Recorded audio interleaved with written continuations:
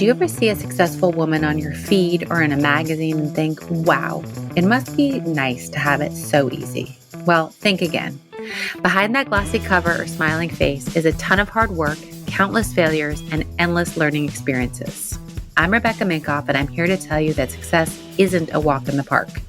It takes grit, resilience, and a willingness to take risks. That's why I created Superwoman, a podcast that peels back the varnish and gets into the nitty-gritty of what it takes to make it as a woman in today's world. From luminaries and game changers to women you've never heard of but should, this podcast is here to inspire you to take your next leap, no matter how daunting it may seem. We'll explore the sacrifices these women have made, the highs and lows they've experienced, and the lessons they've learned along the way. So if you're ready to be inspired and learn from some of the most successful women out there, join me on Superwoman. Together, we'll uncover the stories behind the successes and prove that with hard work, determination, and a little bit of luck, anything is possible. Hey everyone, you're listening to Superwoman. Today's guest is my dear friend, Lydia Fenet. She is a multi-hyphenate. She is an incredible auctioneer with a 24-year career at Christie's, a 2-time author of books, Claim Your Confidence and the Most Powerful Woman in the Room is You. And she just launched her agency, the Lydia Fenet Agency, which has 12 auctioneers that go around the country raising money for incredible nonprofits. We talk about how to remain confident, how to find other successful people to help boost you in your career, and what it takes to actually make it in any industry. Take a listen. I am so excited to have you on, Miss Lydia Fenet. Oh my gosh, Rebecca, I've been looking forward to this all day. I can't even tell you. It feels like I get to hang out with a friend for half an hour. I know. So for those listening, we are friends. Yes, we are friends. So some of the questions I ask, because I know her so intimately. So we met in New York. In New York. And I loved your book. And you have another one coming out, Claim Your Confidence. It's out. It's out. Yes, it is out. So The Most Powerful Woman in the Room is You was my first book, and Claim Your Confidence was really the follow-up. It took me almost 4 years to actually put pen to paper again after it because COVID happened, but it felt like a really natural extension because after I wrote that book, the one question I was getting all the time was, how do you stay confident? Mm-hmm. Like, how do I become more confident? And at first I was kind of like, am I the authority on this? But actually I have a lot of confidence because I've put myself out there a lot, as you have. And I've been hit from a lot of angles, and I've learned how to rebound, and I've learned how to do it with grace and not to let it push me down to a place where I won't get back up. I have so many questions about that, which I'll ask because I want to rewind and say, you started out in the auction industry. Mm-hmm. So I want to go there first, and then we'll get to like how you built your confidence. So you start with did you always know you wanted to go into that arena? No. Oh my gosh, no. I didn't even know the auction world existed. I grew up in Lake Charles, Louisiana, which, if you're listening from Lake Charles, hello, which is it's not really a small town, but it's a small town in the South. I mean, there are probably 100,000 people who live there, but there is not an art collecting community. There's no museum, or if there is, there wasn't when I was little. And, you know, my parents are great in the sense that my mom is British. So we actually have a lot of family in England. So I spent a lot of time in England as a child visiting my mom's sisters. And we would go to museums, and my parents would take us to museums anytime we traveled. I knew art existed. I did not realize that there was a business around it. Right. And in New York, it's such a part of what you see. You know, if something sells at Christie's or Sotheby's, it'll be on the cover of the New York Times. But most people don't know anything about the auction world. And when I was in college, I read an article in Vanity Fair magazine about Princess Diana, who, again, my mom is British. So, you know, Princess Diana for all of us. Yes, I have a sapphire ring. Princess Diana for everyone in my family. You know, we watched the royal wedding when I was a kid. My mom talked about Princess Diana. I think my mom had Princess Diana's haircut for most of my life, to be honest. And, you know, it captured my imagination. This article was all about the sale of her dresses at a place called Christie's in New York on Park Avenue. And everyone who went to this was well-dressed, and the people who worked there were on the phones dealing with, you know, silent bidders. And it really was kind of everything I've ever wanted out of my life, like glamour, intrigue. I knew that I had to be involved with Christie's, this place. And I started talking to people about it. You know, I've never read Oprah's The Secret. But I will say, I have found that that is a really good philosophy to just tell everyone. And my dad is the ultimate networker in life. He's never met a stranger, truly. And we were at a cocktail party in Baton Rouge, Louisiana. And my dad's friend had a friend's daughter at the party. And she had just started working as an assistant at Christie's. And when I tell you, I remember I told someone that in an interview for Cup of Joe once, and I will never forget, because you never forget the nasty comments, right? You can't remember the good ones, but the nasty ones really stay with you. And somebody said, well, isn't that the definition of connections? And I was like, I don't think you understand.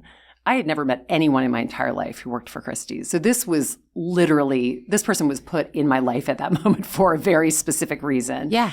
And that to me just felt like an opportunity. She gave me the internship coordinator's information. I called her, with all the bravado of a girl who has no idea about the internship programs in New York City that are stuffed with friends of friends' kids, especially in the art world 20 plus years ago. And I was like, hi, Miss Libby, this is Lydia Fenet. I'm calling. And I was just wondering if there was any chance I could get an internship. Did you have a Southern accent like that? Yes, of course. Oh my God. Of course. Okay. And, I love this. And at this point, I was back in college. I'd gone to the University of the South in Tennessee. So my accent was real swinging, And I said, I was just wondering, if I could get an internship. And she was like, oh, honey, it's April. These internships have been closed since January. And it was just one of those things I was like, oh, okay. And phone hangs up. But then over 20 years ago, there was no caller ID. So you could call anyone you wanted as many times. They never had any idea who was on the other end. Right. And that really became the best part of the whole equation, because I called her pretty much every day for 2 weeks and asked her the same question. It was like, well, I know you said that it's full, but surely there's a waiting list. And she was kind of like, not really. It's so loosey-goosey. She was like, well, kind of. Could I be put on that waiting list? And she's like, I'll put you on this fake auction list or whatever. And then after 2 weeks, we'd gotten to the point where I could tell she was getting annoyed by the calls. It wasn't cute anymore. Right. The Southern accent was wearing off quickly, I think. And I remember she said to me, okay, so it's not available. And as I said, like, there's not really a wait list, but we'll put you on. And I said, can I just ask you a question? If the internship program is unpaid, which it is, why is there a cap of 30 people, which she had told me on one of my many calls earlier that week? And she said, because unfortunately, the docents at the museums where the kids go in the afternoon. The what? The docents, like the people who take you around the museums. Oh, okay. Won't take more than 15 people. And the interns you can only do 2 groups of 30, like with two groups of 15 with 30 people. So we can only have 30 people. And I mean, remember that I did not say anything about art being on my list of why I wanted to work at Christie's. And so I said, well, I don't have to go to the museum. I could just stay. And then maybe if somebody doesn't come, I could go on the museum trips. And I like to say, of course I went on every museum trip, because these are college kids and half of them didn't show up because Right. they were friends of friends' kids and they didn't take it seriously. But I did. And we've known each other long enough to know, and we've had this conversation many times, that what ultimately sets you apart from other people is eagerness and hard work. Yep. Because those are the 2 things it's very hard to find in people. And I know that every single person who ever had me on their team as an intern would tell you that I walked in with a smile on my face. I was there before anyone else. I was like, do you need me to wipe the table for breakfast? I mean, it was like they didn't even know what to do with me, because I would do anything just to stay there. Yep. And that's really been a defining quality of my entire career. Like, I will do anything, truly. Yeah. And I don't care, because I think it's all part of the process. I'm so glad to hear you say that, because I operated that way too.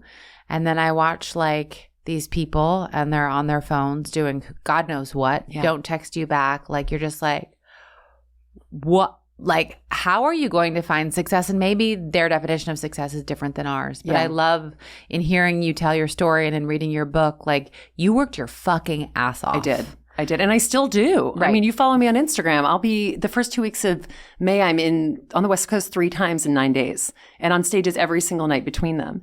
And people look at me and they're like, why do you do this? Like, how do you do this? I'm like, because this is my job and I love it. Right. And I am literally providing for my family while I do this. Right. So if I want to do the things that I want to do, I got to get on those stages. Mama got to work. Mama got to work. And mama loves to work. And I'm showing my kids what that looks like real time. Right. And they understand that hard work is what gets you where you want to go. That and ingenuity. Do you feel like, I want to go back, but I have to ask this question. They see you work hard and you say they know that. But do you ever encounter, because being in New York and being exposed to so much, the bar is sort of higher for our children in terms of like what they see. And then like at least it's changing a little bit. But my daughter, I'll be like, nope, got to earn it. Nope, got to earn it. Nope, got to earn it. And she'll just be like, I don't want it that bad. Except for once when she wanted it so bad, she like drove me crazy by working. You're like, actually, I don't know that I want you to work this hard. So how have you gotten your kids to understand and like know it deep down? Well, I think that it's really important when I say to them, for instance, my daughter has just this ongoing battle with her teeth. I mean, I can't even go into this. If you're a parent, it's just like, I think your kid either has good teeth or you just end up at the orthodontist for years. And we're like 5 years into the orthodontist. And now we're in the second phase of braces, which I didn't even realize there was such a thing. And braces are not inexpensive, as it turns out. And we've already done one set for her.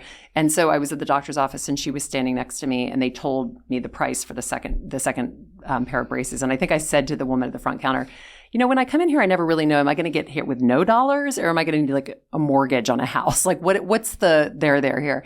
And so she told me the number. And my 11-year-old was standing right next to me.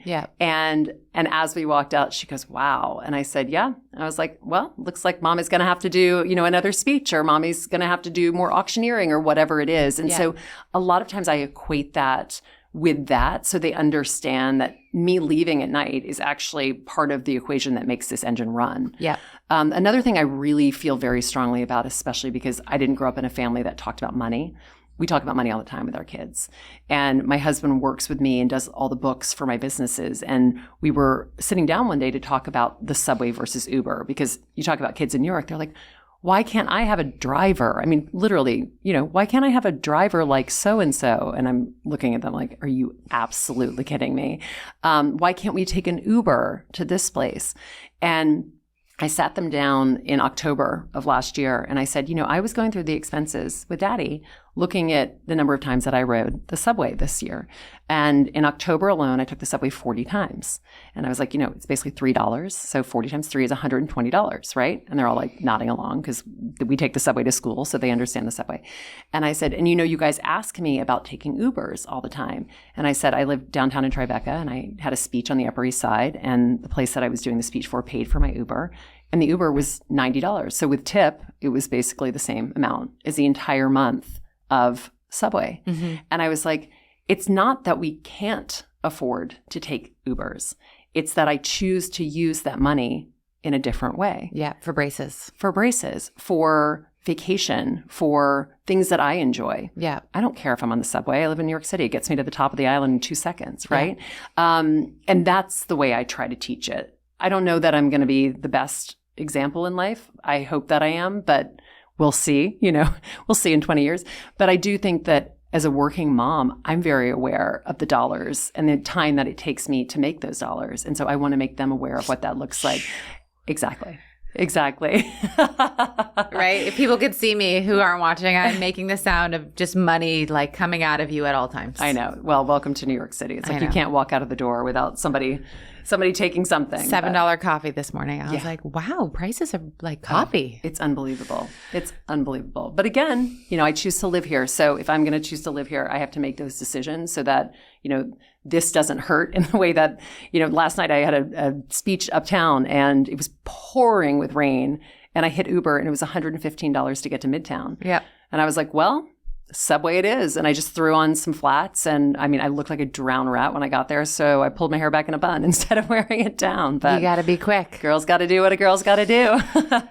So to go back, you worked at Christie's as an intern. Then you got hired. And then you were at Christie's for 24 years. 24 years. Yeah, 24 years. And when did you know it was time to go? And what was that feeling like when you said, I'm out and here's what I'm doing next? Well, it wasn't really that cut and dry, to be honest. I mean, it was more of an evolution. I think we'd gotten to the point, and this was on both sides, certainly. I mean, I'd said to my husband many times leading up to me finally leaving, I just don't feel like my heart's in this anymore. And it's hard when you've worked at a company since you were a baby. I mean, I was 19 when I did my first internship at Christie's.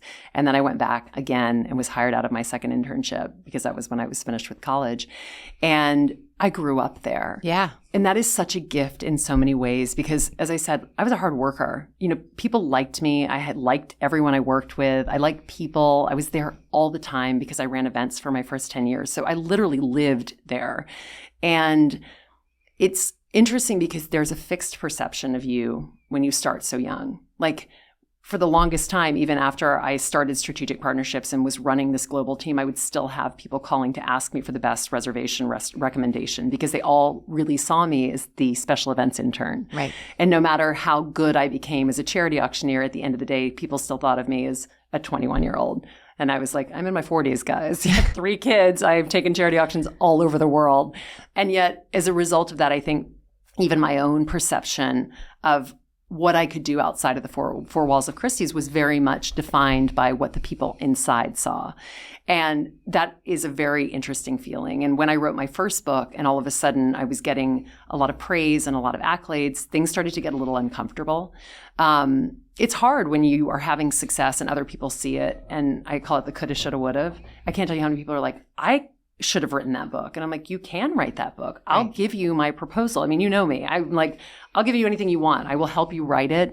I'll give you my agent's information. Mary Giuliani did all that for me. And so I'm always happy to do that. People don't do that. Right. It's like they want it, but they don't take the extra step. Yep. And so that becomes frustrating, I think, for them as well. And then over COVID, I took a 40% pay cut. I'm very open. I wrote about this in my second book, Claim Your Confidence. And a lot of the people in the company had left or had been given packages, and things just didn't feel the same. Everything had become digital at that point for strategic partnerships, and I'm such a people person. What I always loved about Christie's was that my job was outside of the 4 walls, whether it be for partnerships where I was constantly meeting people and talking to people about putting together partnerships, or for the auctioneering, which was always my passion from the very beginning. I just didn't really like having to sit behind a computer and do Zoom calls 24/7 with people who I'd never interfaced with before COVID. Right. They're dealing with like the back end of the website, which has no interest or appeal for me. And you may remember we had a really bad car accident in October of 2021. Yeah. And right around that time, my boss had left. And I had spoken to the president earlier that summer about becoming an ambassador for the company, which there was no appetite for at that point. And when I came back from the accident, the conversation was basically reopened. And they were like, if you want to go and not be a full-time employee, but still stay on as an ambassador, we would be open to having that conversation now. It was interesting because, again, like after the accident, I'd had a spinal fusion. And I remember going in for the conversation and like I couldn't even sit down for long periods of time because I still to this day, like being on a plane for 5 hours is excruciating because I have a rod in my back. And I remember thinking like, isn't it crazy how things happen for a reason exactly when they're supposed to happen, even though it was a car accident? Like that's not something you should say, but it really did. As I was sitting there in that moment, seemed to me that like all of these things had come to this moment and I was going to leave Christie's and this was the way it was supposed to happen. Wow. I know. And it's really weird. And I think a lot of people felt like, what's going on? It was like sort of all this back end, like what's going on? Like Lydia's leaving. Is she leaving because she wants to? Is she leaving? Ultimately, I left because the strategic partnerships division was closed. Right. I was given the ambassadorship. It was the perfect thing for me at that time. I can't even tell you how much relief I felt in the weeks that followed that. It was like a weight had been lifted because I don't think I could have left. Right. It was my family. Like the party was gone, the lights were off, and I was still there being like, come on, guys. Right. And I feel like sometimes in life we just, we can't see it. And then something like that happens and you're like, oh, it all happened exactly the way it was supposed to happen. Yep. Yeah. And it's hard at that moment. I remember when I got fired from my first job, she's like, you know what you're doing? Go do it. And I was like, I don't know what I'm doing. Yeah. And fuck, can I come back? She's like, no. She's like, doors closed. And that was what I needed at the time, right? Yeah. To go off and start my company. Yeah.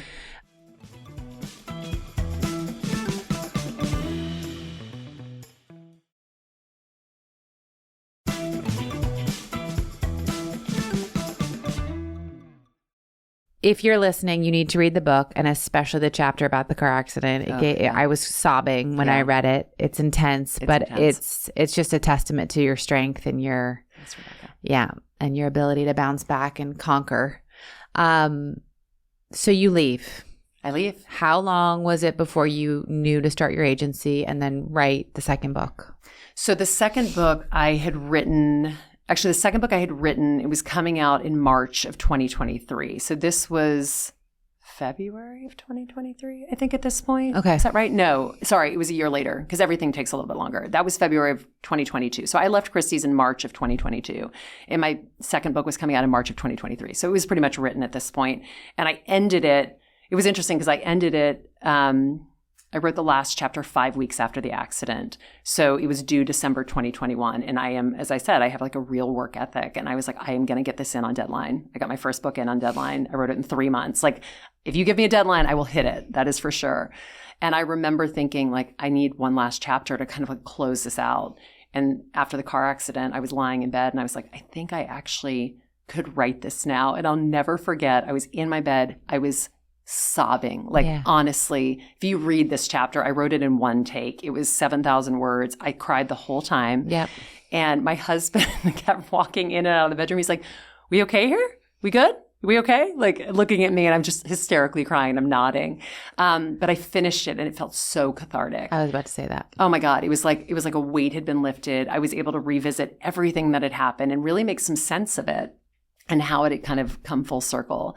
And we've always gone down to the Dominican Republic with my in-laws for Christmas every other year since my husband and I met almost 20 years ago. And we were going to cancel the trip. And I was just like, you know what? If I can make it on the plane down there, I can just lay there, right? That's what I'm doing in my bed anyway. And I think this would be really good for our family because the kids obviously were in the accident. My husband, everyone was recovering. I was like, I think this would be a good thing for our family to just be away right now. And so I took like 100 kinds of painkillers and like got on the plane and was like, this is a really bad idea. But then when I got there, I was like, this was actually the perfect thing. Yeah. And there's a loop there that I would walk a little, like I could probably walk maybe a quarter of a mile at that point, maybe. And every day I would walk a little bit further. And by the time we left, almost 2 weeks later, I was walking like a 3-mile loop. So it was really like a full process of getting better. Like I could see it happening day over day. And the last day of December 31st of 2021, I remember I was on the beach in a beach chair and I had my computer and I was like, I'm going to write the last chapter and submit right now. I'm going to get it in. And it's 6:00 that night on like literally New Year's Eve of 2021. I wrote the last chapter of the book and hit deadline, which was a December deadline. Wow. And so the last chapter of that book ends in 2021. And then I go back to Christie's and everything starts falling apart for my department. And ultimately, it was like 3 weeks later that whole thing was made. So I love Claim Your Confidence, my second book, because it is literally a time capsule. And obviously you can edit. And I was like, I'm not going to edit that because that ended there. I put the pencil down that day and like a new life chapter started the next year. It was crazy. It was like all so crazy. And so to answer your question, the book came out in March of 2023. I was an ambassador. I had signed a year-long ambassadorship when I left in March of 2022. And I knew that there was something more. I needed that crutch, that Christie's ambassadorship after 24 years. When they asked me, I was like, of course I want to still be with you. I love you. I want to be part of this. But over that year, what I came to realize, and this is kind of going back to what I said about fixed perception, that the perception of who I was at Christie's as an auctioneer versus the perception of who I was as an auctioneer outside of Christie's was markedly different. In that all the nonprofits that I worked with, when they heard that I was leaving Christie's, reached out and said, we don't care where you work. We just want you. Yeah. And I knew that on the inside, but every time I sent the email to tell them that I was leaving my full-time job, they were like, yeah, we don't care. Like it was, and then one person came back and said, actually, it's better for us because we work with Sotheby's as well. So even if Sotheby's is sponsoring it, we could still have you auctioneer, which ultimately is what happened. And so that year that I was a Christie's ambassador, all of a sudden I was like, oh, wait.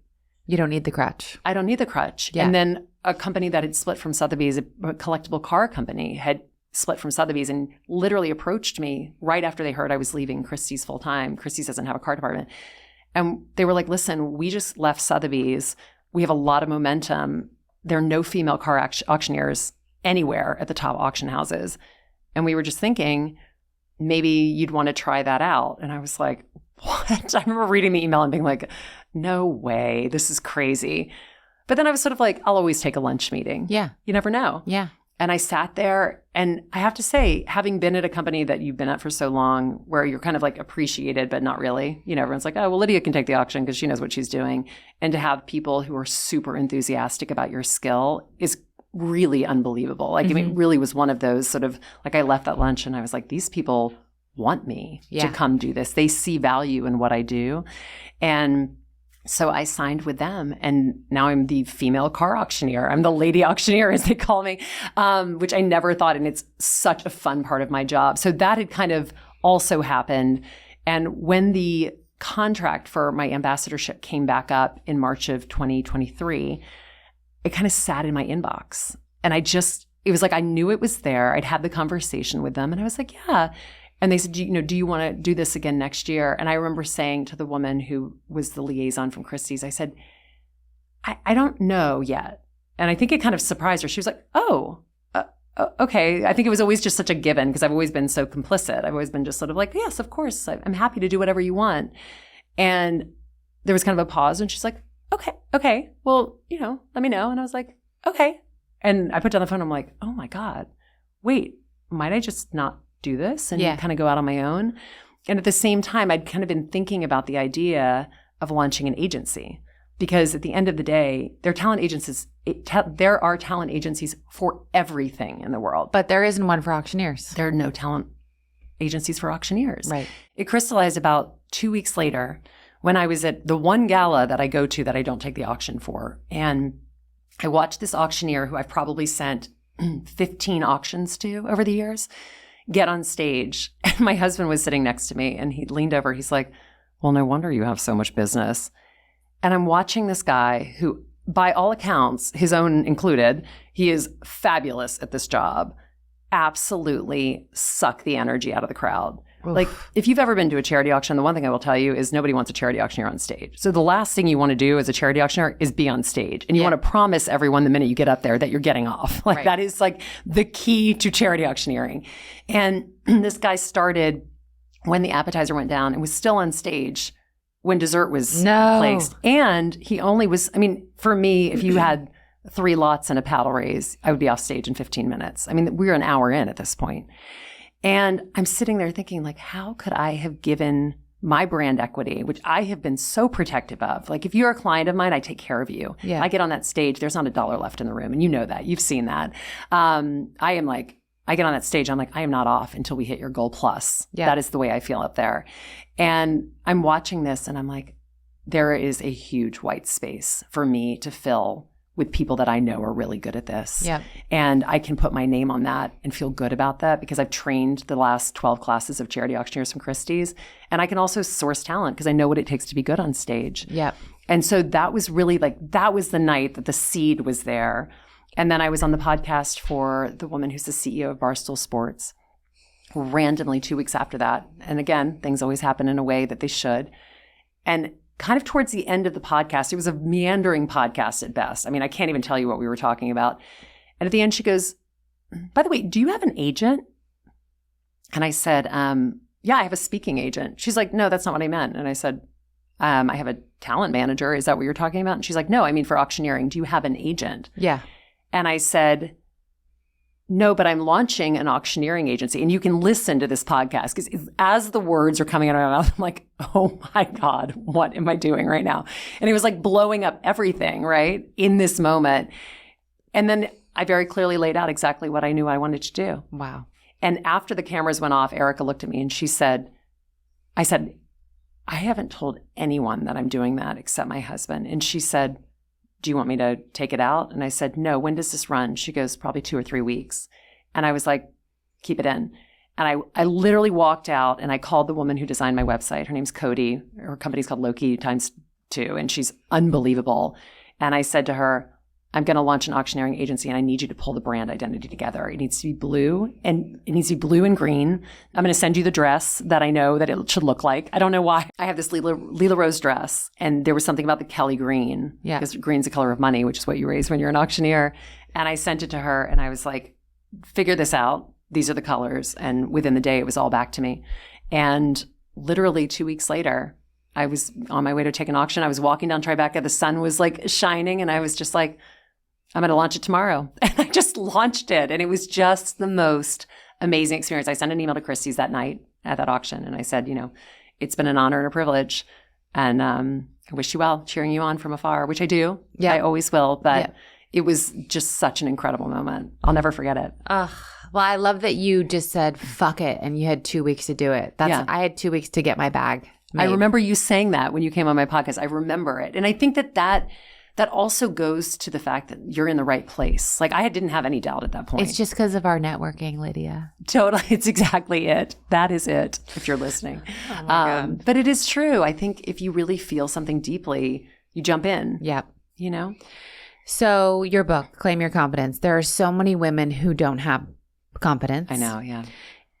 Or you do have confidence and then you go into the comments section of Grub Street and they tell you have an eating disorder and you're like, oh. Yeah. I mean, I humorously reference that because I just found out about my eating disorder that I didn't know I had. That's great. Thanks, Grub Street. Well, it's the commentators. So what can women learn from this book? Like, give me a snippet of like what you've discovered and how do you stay up if you're already confident and then you get taken down? Yeah, absolutely. God, it happens to all of us. First of all, I want to say one thing that I will repeat endlessly, that people believe you when you tell them who you are. I find it incredible how many times women stand in front of me and tell me how bad they are at everything. Mm-hmm. I'm sure you've been there too. It always, for me, is when I get off stage. Oh, I could never do what you do. I can never public speak. I hate selling things and on and on and on. And I'm looking at these people like, I believe every word you say because you're your own best salesperson and you are literally underselling yourself with every word that comes out of your mouth. Mm-hmm. So if you're listening to me right now, what I ask you to do is think about the words you're using to describe yourself. Yeah. I learned it, and you will learn this because you wrote a book called Superwoman, but I wrote a book called The Most Powerful Woman in the Room Is You. And as soon as I did that, all of a sudden, every Power Women Summit in the United States of America, I was on that short list. Yep. Right? And if I wasn't there, people were like, I went to a Power Women Summit and you weren't sitting, like, I don't understand. Why weren't you there? Who am I to say that I'm powerful? Right. But I put the words in everyone's mouth and they use them when I'm not there. Mm-hmm. What a lesson in life. So choose the words you use about yourself very carefully. I think being confident isn't when success is happening. Being confident comes when you put yourself out there and you try a million different things and half of them don't work and you think about it, you tell your friends about it, you laugh it off, and then you keep moving forward.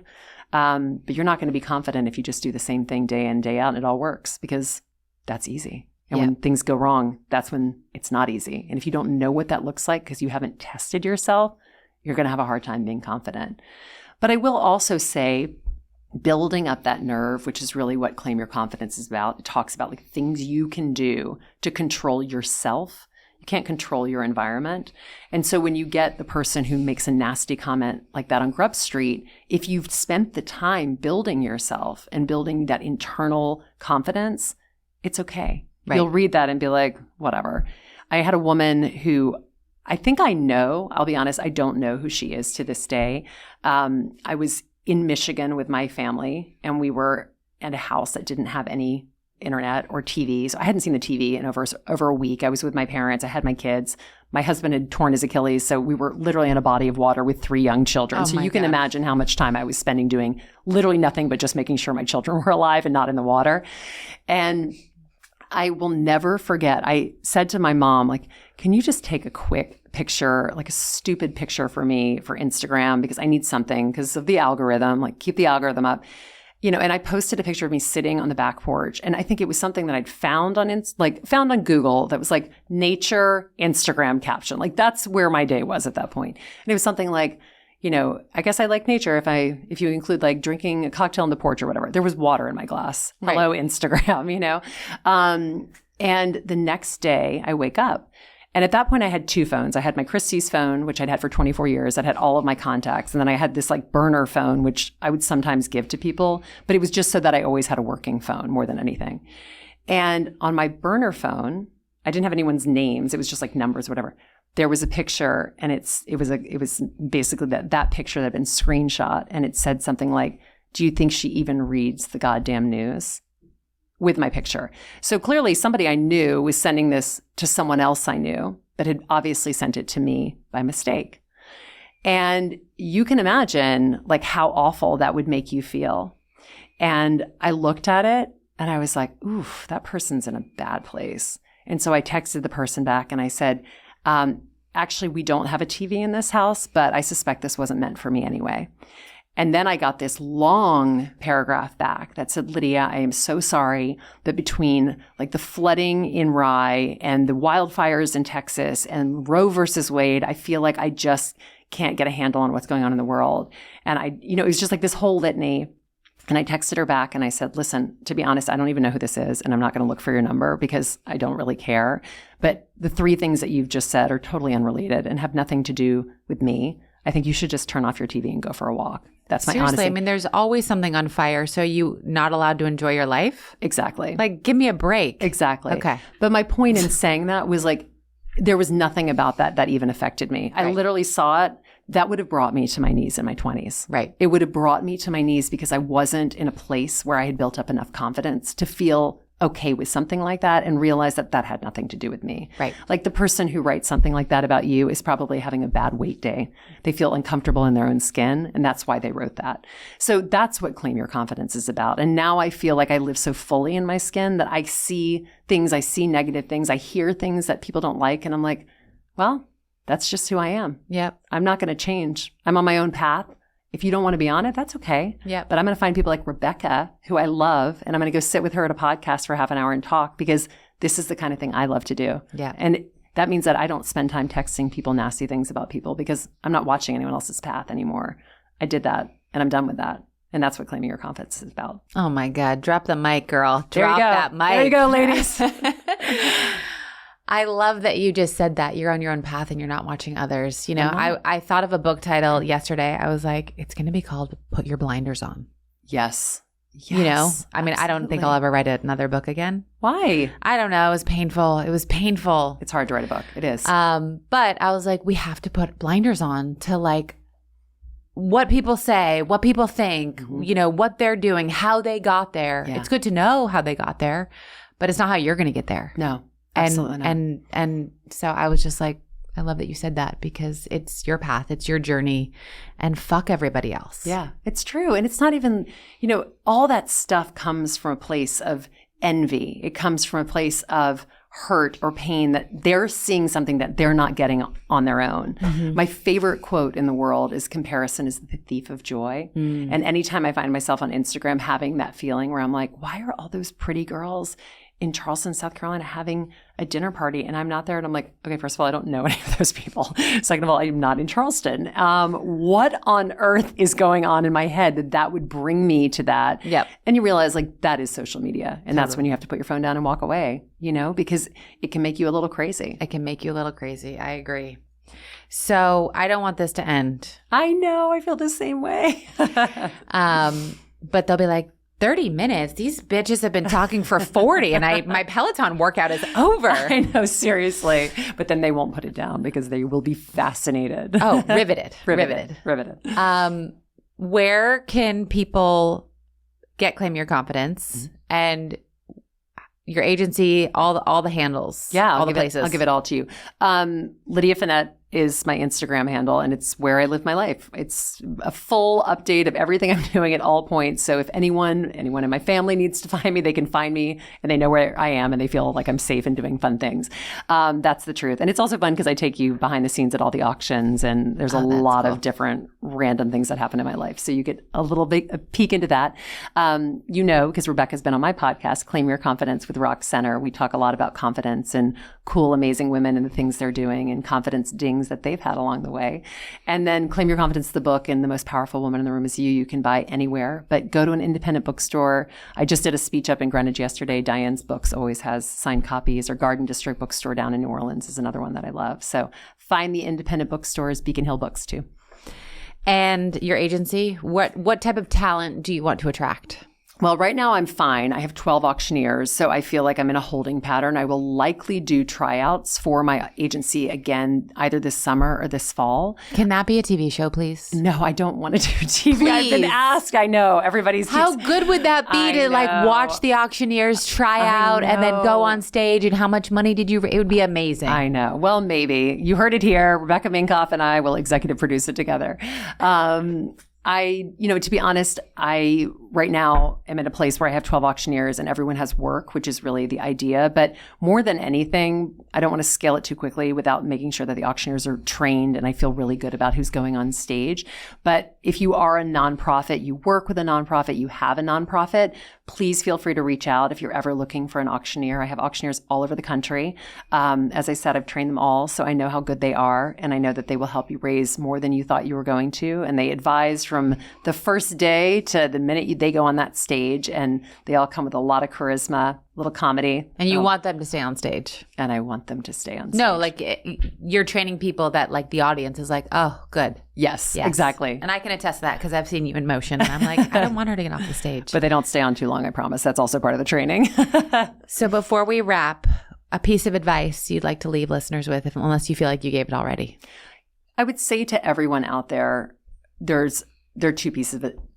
two pieces of advice in this. First and foremost, surround yourself with people who are successful in life, who are on the path that you're on, because you will find that those people are lifting you up and never trying to tear you down. Mm-hmm. People who are doing what they want to do in life are the people you should be part of, because you will get such good energy from that. And I say that sitting across from you, because I feel like that you are that person. And I know I am that person. I know you are that person. But I want to say I know we are over time right now, but I had Morgan Hutchinson from from Buru on my podcast yesterday. And she told me a story about you that I didn't know, that you were the person who gave her big break. I don't know if you know that or not, but that you were the person she went to market with this idea about her website for motherhood and, getting in front of brands, that you took her into, as she described it, the Bungalow 8 of market. And you said to everyone, like, give her whatever she wants. And as a result of that is the reason that other people gave her business. So you are a huge part of her story. So find people like Rebecca Minkoff in your life. That's number one. And also just live the life you want. Don't worry about what other people said. From Rebecca's book, keep your blinders on, look forward, and just live life to the fullest, because it doesn't last forever. Yep. I know that from the accident. It can end really quickly. So do what you want to do, and do it with joy and enthusiasm, and just claim your confidence. That's right, girl. Thank you for having me on, Rebecca. Thank you for being on. It was good to see you. You too. I just wanted to thank you guys for listening to today's episode. I also want to ask you to rate and review the show wherever you listen to podcasts. I know it's a pain in the butt, but it actually helps with search and algorithms. So if you love this podcast, it is an easy way to get it more visible and out there. I also want you to follow me on Instagram at Rebecca Minkoff, at RM Superwomen, and be sure to check out my book, Fearless, The New Rules for Unlocking Creativity, Courage, and Success. Thank you again, and you will hear from me next week.